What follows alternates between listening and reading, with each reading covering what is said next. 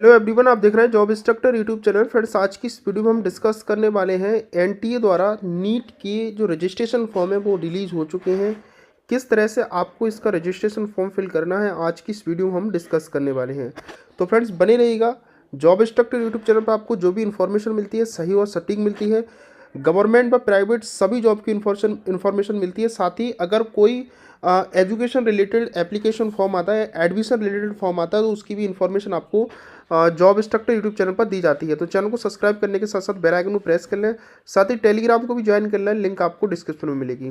Friends, यहाँ पर हम बात करते हैं इसके एप्लीकेशन फॉर्म की। तो आपके जो एप्लीकेशन फॉर्म 8 फरवरी से स्टार्ट हो चुके हैं और 8 मार्च तक का आपके पास समय है, राइट। यहाँ पर आप लोगों को बोला गया है कि इसकी करेक्शन विंडो 10 मार्च से 12 मार्च के बीच ओपन होगी।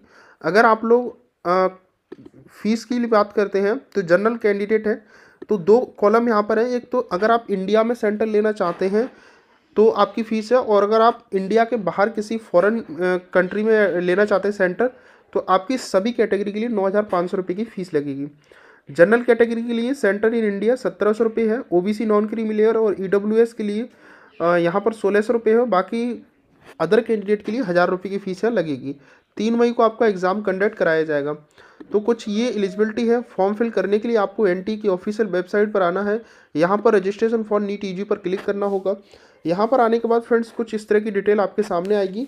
यहाँ पर आपको न्यू रजिस्ट्रेशन पर क्लिक करना है सबसे पहले, क्योंकि रजिस्ट्रेशन करने के लिए पहले आपको न्यू रजिस्ट्रेशन पर क्लिक करने के बाद इन्फॉर्मेशन बुलेटिन यहाँ से आप लोग डाउनलोड कर सकते हो। कुछ डिटेल आएगी, इसको आप थोड़ा सा रीड आउट कर लीजिएगा। यहाँ से कंसर्ट देना है, क्लिक हेयर टू प्रोसीड पर आपको क्लिक करना होगा। क्लिक करने के बाद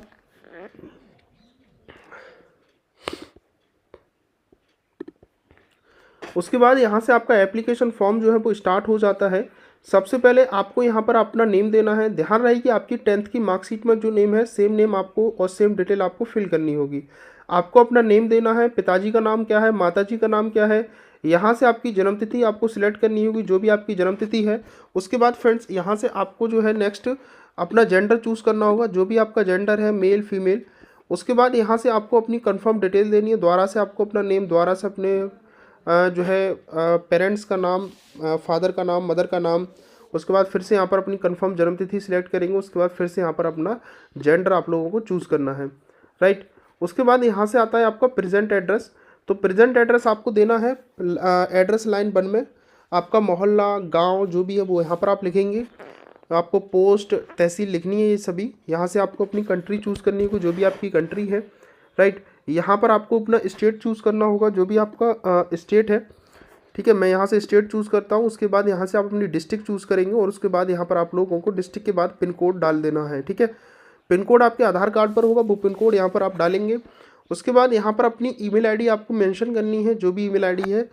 ईमेल आईडी और मोबाइल नंबर यहाँ पर मेंशन करने हैं, लेकिन ध्यान रहे कि ईमेल और मोबाइल नंबर वही डालें जो वैलिड और सही हो। ऐसा ना हो कि आज अपना ईमेल डाला और कल को वो बंद हो जाए, ठीक है, या फिर उसका आपको पासवर्ड पता ना हो। क्योंकि जब तक आपका एडमिशन नहीं हो जाता तब तक आपको ईमेल और मोबाइल नंबर सेम रखने होंगे और आपको उस टाइम इसकी ज़रूरत भी पड़ेगी, ठीक है। जो कि एनटीए के इन्फॉर्मेशन बुलेटिन में क्लियर मेंशन्ड है कि आप अपना मोबाइल नंबर और ईमेल या तो अपने गार्जियंस, पेरेंट्स, मदर या खुद का आप लगाएं, किसी दूसरे का ना लगाएं। जैसे हम ओटीपी लें, एनटीए जब इसका रिजल्ट आता है, एनटीए का नीट का रिजल्ट आता है, तो नीट का रिजल्ट आपको आपके मेल पर स्कोर कार्ड भेजा जाता है, एडमिट कार्ड भेजा जाता है। तो वो चीज़ यहाँ पर आप लोग ध्यान रखें। ईमेल डालेंगे, कंफर्म ईमेल। यहाँ पर आपको mobile number, confirm mobile number डालना है। यहाँ पर आपको अपने वर्तमान सेम प्रेजेंट एड्रेस, यहाँ से आपको अपना प्रेजेंट एड्रेस डालना है, जो भी प्रेजेंट एड्रेस है, ठीक है। अगर आपका ये प्रेजेंट एड्रेस यहाँ पर है, प्रेजेंट एड्रेस और ये परमानेंट एड्रेस अगर आपका सेम है तो इस पर आपको टिक करना है। अगर ऊपर वाला एड्रेस और ये एड्रेस अलग अलग है तो इस पर टिक नहीं करना है, ठीक है। तो इस तरह से आपको अपना ये एड्रेस फिल करना होगा पूरा।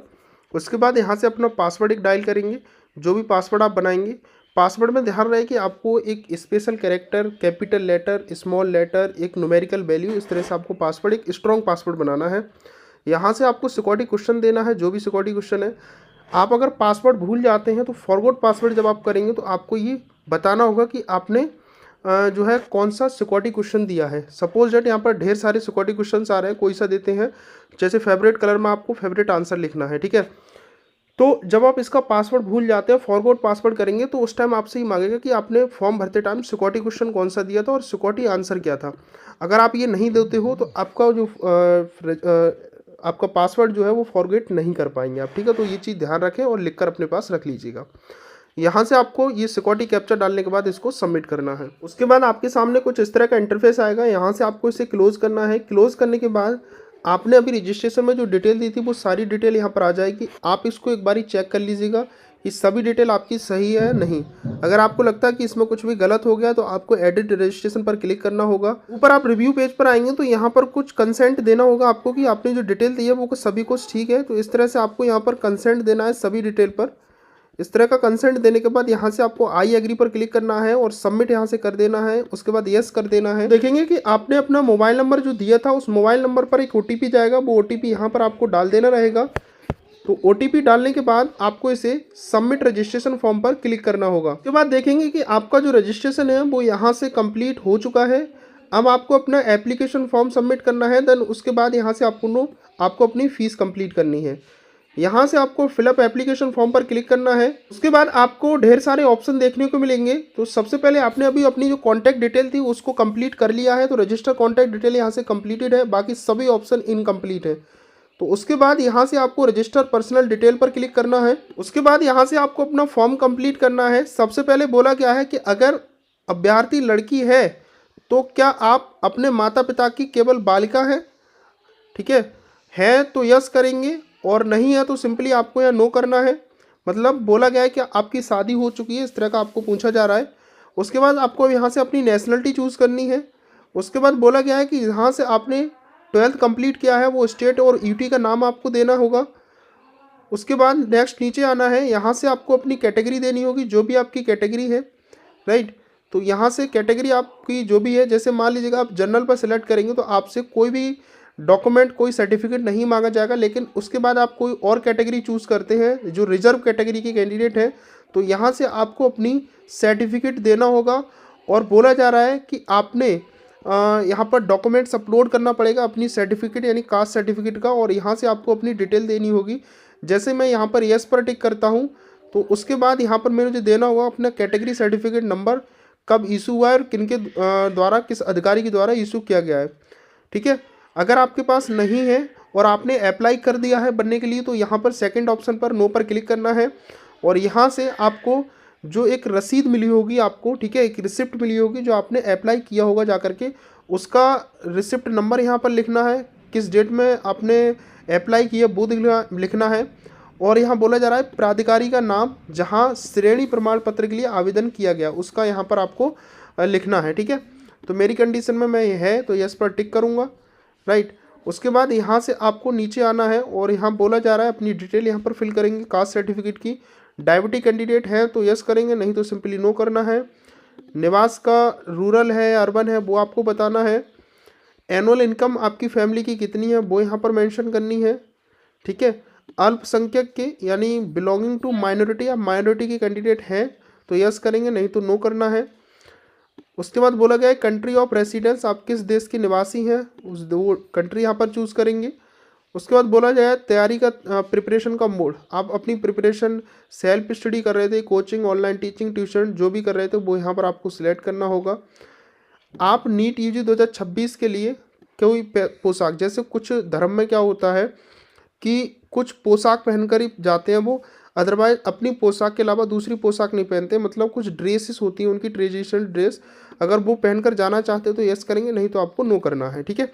तो ये सभी डिटेल फिल करेंगे। उसके बाद यहाँ से आपको अपना ये सिक्योरिटी कैप्चा डालने के बाद इसको सेव एंड नेक्स्ट पर क्लिक करना है। नेक्स्ट यहाँ से अपनी डिटेल फिल करनी है कि आप पीडब्ल्यूडी कैंडिडेट हैं तो यस करेंगे, नहीं है तो सिंपली नो करना है। नो करने के बाद आपको यहाँ पर जो है ये सिक्योरिटी कैप्चा डालने के बाद आपको सबमिट एंड नेक्स्ट पर क्लिक कर देना है, ठीक है। अगर आप हैं तो यस पर क्लिक करेंगे, आपको अपनी डिटेल फिल कर देनी है। सपोज दैट अगर आप पीडब्ल्यूडी कैंडिडेट हैं तो यहाँ पर मैं यस पर टिक करता हूँ। टिक करने के बाद कुछ डिटेल मांगेगा और लास्ट में जाकर के कुछ आपसे डॉक्यूमेंट्स भी मांगेगा, ठीक है।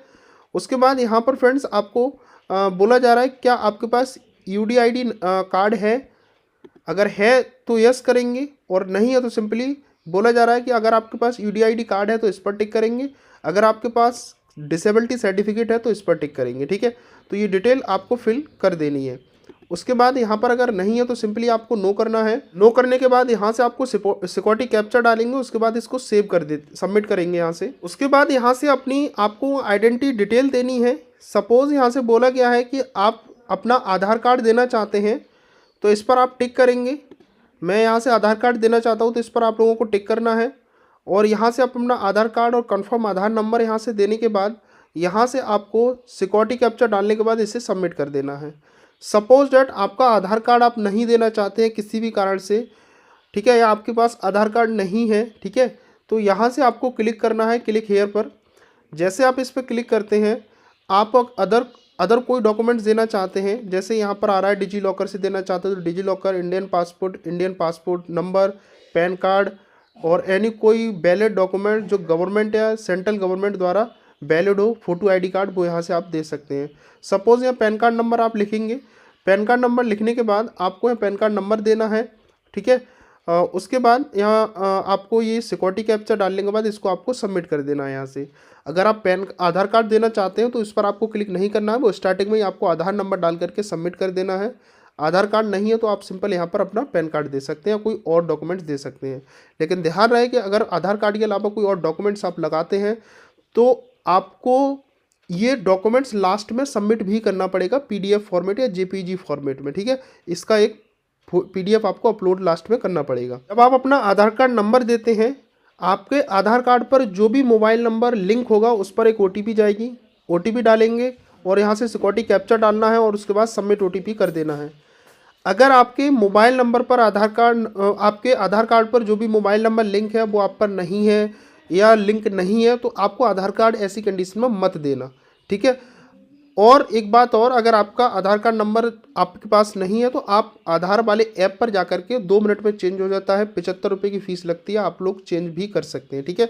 तो मैं अपनी कंडीशन में यहाँ पर मेरा ओटीपी आ चुका है, ओटीपी डालेंगे।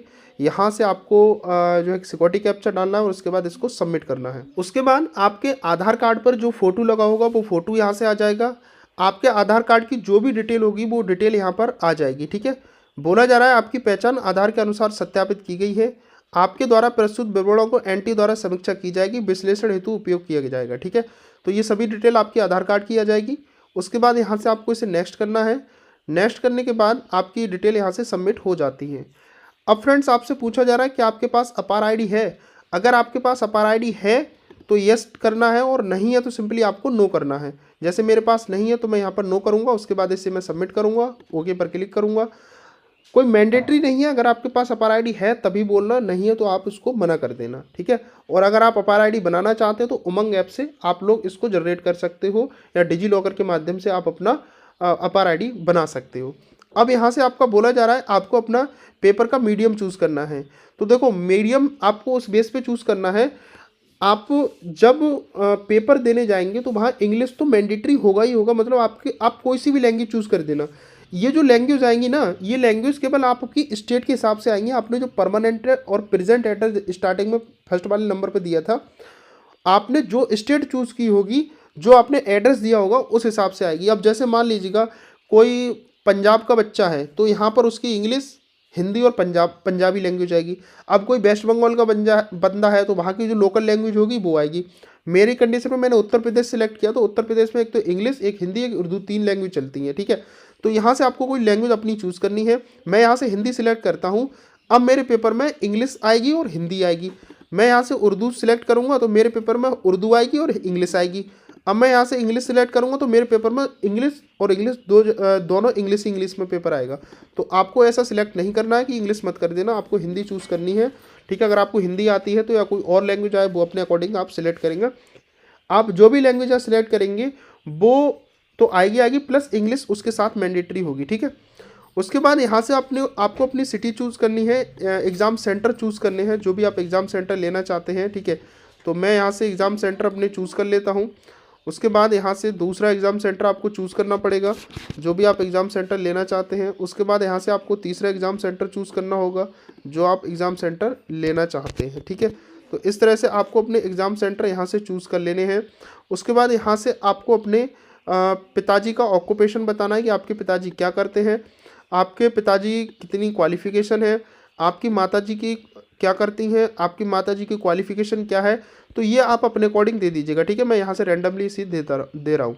उसके बाद ये सिक्योरिटी कैप्चा डालेंगे और यहाँ से आपको इसे सेव करना होगा। उसके बाद यहाँ से आपको अपनी एजुकेशन क्वालिफिकेशन डिटेल देनी होगी। सबसे पहले आपको अपनी 10th की डिटेल देनी होगी। 10th में आपने कहाँ से क्वालिफाई किया है वो डिटेल यहाँ से आपको लिखनी है। मतलब 10th तो पास होना ही होना है, ठीक है, क्योंकि ये एग्ज़ाम 12th के बाद होता है। यहाँ से आपने जो 10th है वो कब क्वालिफाई किया, वो 10th वाली डेट आपको देनी होगी, राइट। उसके बाद यहाँ से आपका बताना है कि क्वालिफाइंग एग्ज़ाम, ठीक है, इस पर 10th आएगा तो 10th और इक्विवेलेंट पर टिक करना है। आपका स्कूल अर्बन में था या रूरल में था वो यहाँ से आपको सिलेक्ट करना है। स्कूल किस टाइप का था, गवर्नमेंट प्राइवेट जैसा भी था यहाँ पर आप लोग उसको सिलेक्ट करेंगे। उसके बाद स्कूल किस राज्य में था आपका, वो राज्य यहाँ से चूज़ करना है। उसके बाद आपका जो स्कूल था वो किस डिस्ट्रिक्ट में था, वो डिस्ट्रिक्ट यहाँ से चूज़ करेंगे। जब मैं स्टेट यहाँ से चूज़ करूँगा तो यहाँ से स्टेट चूज़ करूँगा तो उसके बाद डिस्ट्रिक्ट यहाँ से आ जाती है, ठीक है। ये थोड़ा सा नेट का इशू है, तो इस तरह से डिस्ट्रिक्ट यहाँ पर आ जाएगी। उसके बाद स्कूल बोर्ड, आपका बोर्ड स्कूल किस बोर्ड का था, ठीक है। जैसे उत्तर प्रदेश बोर्ड था तो यहाँ पर आपको उत्तर प्रदेश बोर्ड सिलेक्ट करना होगा, ठीक है। जैसे मैं यहाँ से उत्तर प्रदेश सिलेक्ट करता हूँ तो यहाँ जाता है Uttar Pradesh board and school. अगर आपका कोई CBSE या कोई स्टेट बोर्ड अलग था तो वो यहाँ पर आप सिलेक्ट करेंगे। उसके बाद आपका जो रिजल्ट था परसेंटेज में था या फिर CGPA में था वो आपको यहाँ पर सिलेक्ट करना है। उसके बाद यहाँ से आपको मार्क्स बोलने के लिए बोलेगा कि आपका जो 10th था वो टोटल कितने मार्क्स का था, आपको कितने मार्क्स मिले हैं, ठीक है, टोटल में से ऑब्टेन कितने हुए थे। जैसे सपोज उत्तर प्रदेश में 600 मार्क्स का होता है यूपी बोर्ड का, तो यहाँ से मान लो आपको मिले हैं 500 मार्क्स, तो ऑटोमेटिक यहाँ परसेंटेज आ जाएगी। आपका रोल नंबर क्या था वो यहाँ से डालेंगे 10th का, स्कूल का नाम और पूरा पता यहाँ पर कॉलेज का डालेंगे और कॉलेज का पिन कोड क्या है, ठीक है। तो ये चीज़ आपकी 10th की फिल हो जाती है। अब आती है 12th वाली। 12th में पूछ रहा है कि आप पास हैं 12th या अभी इस साल 2026 में बोर्ड का एग्ज़ाम देने वाले हैं, ठीक है। तो अगर आप अपीयरिंग पर क्लिक करेंगे तो यहाँ पर ऑटोमेटिक ही 2026 हो जाएगा, ठीक है।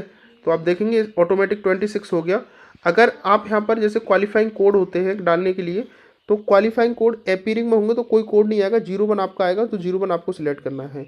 01 से लेकर के 07 तक कोड होते हैं। अगर आपको जानना है तो आप लोग कमेंट में मेरे को बता देना, मैं एक सेपरेट वीडियो आपको बना दूंगा कि यहाँ पर कोड किस कंडीशन में आपको कौन सा कोड सिलेक्ट करना होगा, ठीक है। तो मेरी कंडीशन में मैं 12th पास हूँ, ठीक है। यहाँ से आपको अपना ईयर चूज़ कर लेना है, राइट। उसके बाद यहाँ से देखो मैंने पास लिखा, यहाँ से ईयर आ जाएंगी सभी, ठीक है। उसके बाद यहाँ पर आपको सिलेक्ट करना है अपना कोड, 02 से लेकर 07 तक कोड आ गए, ठीक है। उसके बाद यहाँ से अपना स्कूल का प्लेस आपको बताना है, ठीक है, रूरल था या अर्बन था। उसके बाद आपका स्कूल का टाइप क्या था वो यहाँ पर बताना है। योग्यता क्वालिफिकेशन स्टेट कौन सी थी आपकी वो यहाँ से बतानी है, डिस्ट्रिक्ट बतानी है, स्कूल बोर्ड कौन सा था आपका। रिजल्ट मोड सिलेक्ट करने के बाद यहाँ से आपको अपना टोटल मार्क्स बताना है, कितने मार्क्स आपको 12th में मिले हैं वो बताना है। यहाँ से आपको अपना रोल नंबर बताना है। आपको यहाँ से स्कूल का नेम एड्रेस क्या था वो यहाँ पर आ जाएगा। उसके बाद यहाँ से आपको अपना पिन कोड बताना है, ठीक है, स्कूल का। तो भी सभी डिटेल आपको 12th की फिल करेंगे। उसके बाद ये सिक्योरिटी कैप्चा डालेंगे। उसके बाद यहाँ से आपको सेव एंड नेक्स्ट पर क्लिक कर देना है। उसके बाद यहाँ पर बोला गया है कि आप नीट 2026 में जो आवेदन कर रहे हैं, क्या आपका कोई जुड़वा या भाई बहन फॉर्म फिल कर रहा है आपके साथ। अगर कोई है तो यस करेंगे, जुड़वा भाई बहन फॉर्म फिल कर रहा हो तो आपको उनका रोल नंबर 10th का देना और उनका नाम क्या है। अगर नहीं है और नहीं कर रहे हैं तो आपको नो करना है। यहाँ पर बोला जा रहा है क्या आपने कभी नीट यूजी परीक्षा में उपस्थित हुए हैं, ठीक है। अगर आप पहले कभी नीट में अपीयर हुए हैं तो यस पर टिक करेंगे और नहीं हुए हैं तो आपको नो करना है। अगर आप हुए हैं तो कितनी बार आपने नीट परीक्षा दी है आप वो यहाँ पर आपको लिखना होगा। तो यहाँ से आप नो करेंगे। उसके बाद आप अपना जन्म स्थल बताएंगे कि आपका जो जन्म है वो किस कंट्री में हुआ है, आपका जन्म किस राज्य में हुआ है, आपका जन्म किस डिस्ट्रिक्ट में हुआ है वो डालेंगे। उसके बाद ये सिक्योरिटी कैप्चा डालेंगे और यहाँ से आप उसको सेव पर क्लिक करेंगे। उसके बाद यहाँ से आपको अपनी कुछ पेरेंट्स की डिटेल देनी होगी। बोला जा रहा है कि आप सबसे पहले यहाँ पर अपनी कंट्री को चूज़ करेंगे। आपको यहाँ से अपने पेरेंट्स का मोबाइल नंबर और अपने पेरेंट्स की ईमेल आईडी देनी होगी, ठीक है। यहाँ से आपके पास कोई सेकेंडरी मोबाइल नंबर या सेकेंडरी कोई ईमेल हो वो यहाँ पर देना ही मैंडेटरी है। विदाउट इसके आप फॉर्म नेक्स्ट नहीं कर सकते। ध्यान रहे कि आपका मोबाइल नंबर और ईमेल वैलिड हो, उस पर ओटीपी जाएगी। इसके बाद आप जब गेट ओटीपी पर क्लिक करेंगे तो दोनों पर ओटीपी जाएंगी, उसके बाद वो दोनों वेरीफाई की जाएंगी। तो यहाँ पर मोबाइल नंबर ईमेल डालने के बाद, सिक्योरिटी कैप्चर डालने के बाद आपको गेट ओटीपी पर क्लिक कर देना है। उसके बाद यहाँ से आपके मोबाइल नंबर पर ओटीपी गई होगी, वो मोबाइल नंबर वाली ओटीपी यहाँ डालनी है। आपने जो ईमेल दी थी उस ईमेल वाली ओटीपी को यहाँ पर आपको डालनी है। दोनों ओटीपी डालने के बाद यहाँ से आपको इसे वेरीफाई एंड नेक्स्ट पर क्लिक करना है। अब यहाँ से फ्रेंड्स बोला जा रहा है कि आपको अपना जो लाइव फ़ोटो कैप्चर करना है। लाइव फ़ोटो कैप्चर करने के लिए यहाँ पर आपका जो लैपटॉप या कंप्यूटर जिससे भी आप फॉर्म फिल कर रहे हैं उसमें कैमरा या वेब कैमरा अगर है तो यहाँ पर आपका फ़ोटो आएगा और यहाँ से आपको कैप्चर लाइव फ़ोटो पर क्लिक कर देना है। तो सिंपली यहाँ से आपका जो फॉर्म है वो फ़ोटो है वो लाइव कैप्चर हो जाएगा। अगर आपका फ़ोटो उसमें नहीं है कैमरा आपके लैपटॉप या सिस्टम में, या आप पेरेंट्स फॉर्म फिल कर रहे हैं, आपका बच्चा कहीं दूसरी जगह पर फॉर्म पढ़ाई कर रहा है या रहता है, तो आपको क्या करना है यहाँ पर, वो ये जो क्यूआर है वो क्यूआर आपको फ़ोटो क्लिक करके भेज देना है। ठीक है, वहाँ से वो फ़ोन में लॉगिन करेगा, मतलब उस क्यूआर को किसी ब्राउज़र से स्कैन करेगा तो ये जो फ़ोटो वहाँ से वो क्लिक करेगा और यहाँ पर आपके पास फ़ोटो आ जाएगा। ठीक है, तो ये चीज़ यहाँ पर आपको करनी है। अगर आपका कैमरा सही है, आपके पास बच्चा जो कैंडिडेट है, स्टूडेंट है वो है, तो यहाँ से वो लाइव फ़ोटो कैप्चर कर सकता है। यहाँ से स्कैन करके आप किसी भी ब्राउज़र से फ़ोटो को मोबाइल से भी कैप्चर कर सकते हो। तो यहाँ पर आपको सबसे पहले फ़ोटो कैप्चर कर लेना होगा। अब यहाँ से आपको अपने डॉक्यूमेंट्स को अपलोड करना होगा। डॉक्यूमेंट्स में सबसे पहले आपको अपना एक पासपोर्ट साइज फ़ोटो अपलोड करना होगा, जिसमें आपका जो फेस है बिना मास्क के कम से कम 80% दिख रहा हो। मतलब फ़ोटो आपका केवल ज़्यादा बॉडी नहीं दिख रही हो, आपके सीने से ऊपर आपका बस फेस हो, बाकी आपकी सीने से नीचे आपका नहीं होना चाहिए। मतलब कहने का है कि जो आप फ़ोटो अपलोड करें उसमें 80% आपका चेहरा होना चाहिए फ़ोटो में। ऐसा ना हो कि फ़ोटो आप कर दें बहुत दूर से क्लिक हुआ फ़ोटो हो। ठीक है, तो वो ऐसा आप अपलोड मत करिएगा। ठीक है, क्योंकि रिजेक्शन हो सकता है। आपने जो अपना आधार लाइव फ़ोटो कैप्चर किया है उससे ये मैच करा जाएगा। ठीक है, 10 से 200 KB क्या होना चाहिए। आपको अपने left and right thumb impression and finger impression के आपको अपलोड करना होगा एक डॉक्यूमेंट्स, जिसमें आपका दोनों अंगूठे होंगे हाथ के और आपकी उंगलियां होंगी सभी। ठीक है, तो कैसे आपको अपलोड करना है, किस तरह का ये आपको कैप्चर करना होता है photo thumb and finger impression वाला, किस तरह का डॉक्यूमेंट्स बनाए हम, अगर आप कमेंट करते हैं तो मैं उसके रिगार्डिंग आपको एक सेपरेट वीडियो बनाकर बता दूंगा। ठीक है, अगर आपको आवश्यकता हो तो कमेंट में ज़रूर बताइएगा। यहाँ से आपको अपने सिग्नेचर अपलोड करने हैं। यहाँ से आप अपनी कास्ट सर्टिफिकेट अपलोड करेंगे। अगर आपने जर्नल कैंडिडेट सिलेक्ट किए हैं तो आपको कोई डॉक्यूमेंट्स अपलोड करने की आवश्यकता नहीं है। अदरवाइज़ यहाँ से आपको जो है आपको कास्ट सर्टिफिकेट अपलोड करने की ज़रूरत होगी। यहाँ से 10th की मार्कशीट या 10th का सर्टिफिकेट नहीं है तो केवल आप मार्कशीट दोनों जगह अपलोड कर दें 10th की। यहाँ से आप अपना एड्रेस, मतलब प्रेजेंट वाला और परमानेंट एड्रेस दोनों की PDF आपको अपलोड करनी होगी। अब बहुत से कन्फ्यूजन रहते हैं बच्चों को कि सर प्रेजेंट और परमानेंट वाला कौन सा अपलोड करें।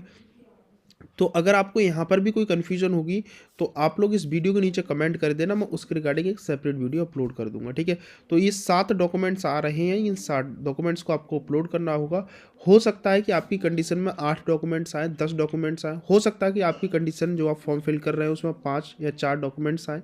तो आपकी हर फॉर्म की अलग अलग कंडीशन है और कंडीशन के हिसाब से ये डॉक्यूमेंट्स मांग रहा है। ठीक है, तो ये डॉक्यूमेंट्स आप लोग यहाँ से चूज़ फाइल पर क्लिक करके अपलोड कर लीजिएगा। उसके बाद देखेंगे फ्रेंड्स आपका जो फॉर्म है वो कंप्लीट हो चुका है। यहाँ से आपका जो एप्लीकेशन फॉर्म है उसे आपको रिव्यू करना है कि आपका जो एप्लीकेशन फॉर्म है कहीं गलत तो नहीं हो गया है। ये सभी डिटेल आपको देख लेनी है, एक बार सही से चेक कर लेना है कि आपकी जो डिटेल है वो सही है, गलत तो नहीं है। यहाँ पर आपको कंसेंट देना है कि मैंने जो डिटेल दी है पर्सनल डिटेल वो सभी सही है। उसके बाद फिर से यहाँ पर आपको कंसेंट देना है कि आपने जो एग्जामिनेशन सिटी डिटेल दी है वो सभी सही है।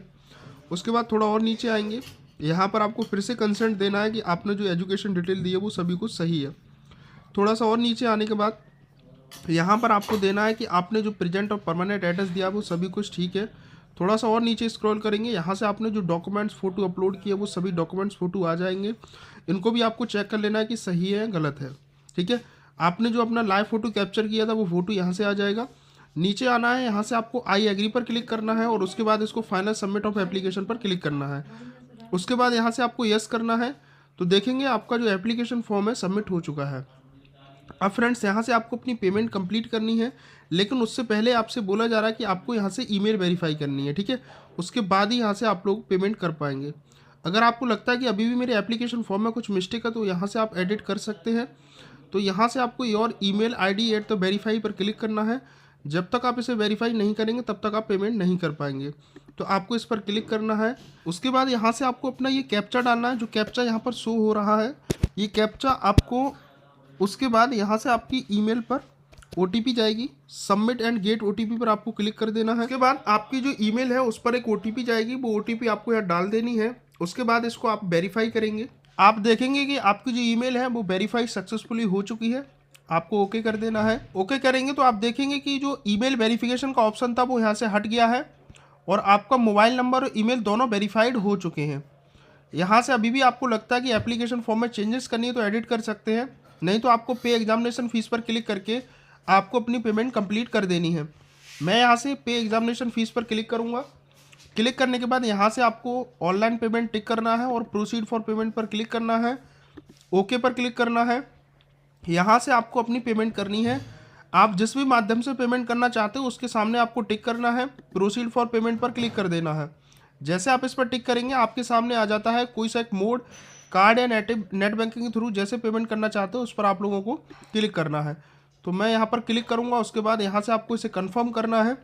देन कन्फर्म करने के बाद यहाँ से आप अपना कार्ड नंबर और कार्ड का नेम, एक्सपायरी डेट यहाँ से आप पे करेंगे।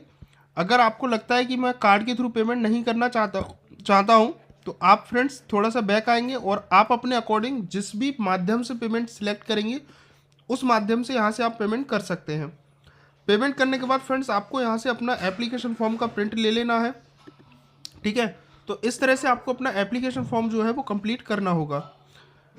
फ्रेंड्स इस तरह से मैंने आपको बताने की पूरी कोशिश की थी कि आपको फॉर्म किस तरह से फिल करना है। अगर आपको अभी भी कुछ प्रॉब्लम या क्रिएट हो रही है, आपको समझ नहीं आ रहा है, तो डिस्क्रिप्शन में मैंने अपनी इंस्टाग्राम लिंक दे रखी है, इंस्टाग्राम पर मुझसे आप कनेक्ट कर सकते हैं।